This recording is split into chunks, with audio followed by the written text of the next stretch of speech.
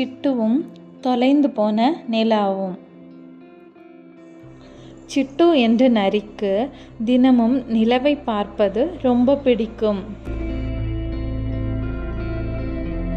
ஒரு நாள் இரவு நிலவை பார்க்க சென்றபோது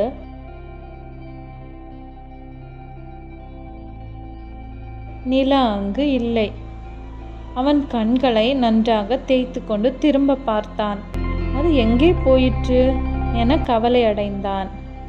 நிலவை கண்டுபிடிக்க தீர்மானித்து ஒரு டார்ச் லைட்டை எடுத்துக்கொண்டு வெளியே சென்றான். அவன் மெல்ல நடந்து வானத்தை நோக்கி பார்த்தான். உலர்ந்த இரவின் நட்சத்திரங்கள் மட்டும் மின்னிக்கொண்டிருந்தன. அவன் தனது விலங்கு நண்பர்களிடம் உதவி கேட்க முடிவு செய்தான். முதலில் தன் நண்பனான ஒலிவரிடம் கேட்கச் சென்றான். ஒலிவர் கண்களை இமைத்தது. அது மேகங்களில் மறைந்திருக்கலாம் என கூறியது. ஒலிவர் கண்களை இமைத்தவாறு, நிலா சில நேரங்களில் மறைந்துவிடும் சிறியவனே, ஆனால் நதி உனக்கு உதவலாம் என்று சொன்னது.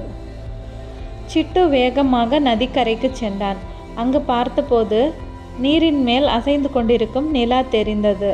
நான் கண்டுபிடித்து விட்டேன், சிட்டு மகிழ்ச்சியுடன் கூறினான்.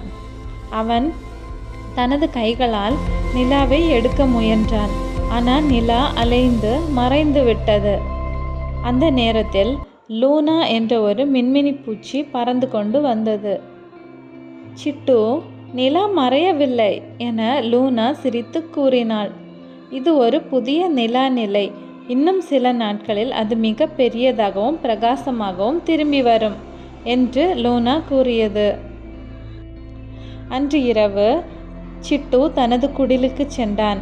இனி ஒவ்வொரு நாளும் நிலாவை பார்க்க காத்திருக்க முடியும் என்பதில் உற்சாகமாக இருந்தான். அன்றிலிருந்து சிட்டு பொறுமையை பழக ஆரம்பித்தான். கதையின் நீதி: ஒவ்வொரு விஷயத்திற்கும் ஒரு காரணம் உள்ளது. பொறுமையை கடைபிடித்தால் பதில் கண்டிப்பாக கிடைக்கும்.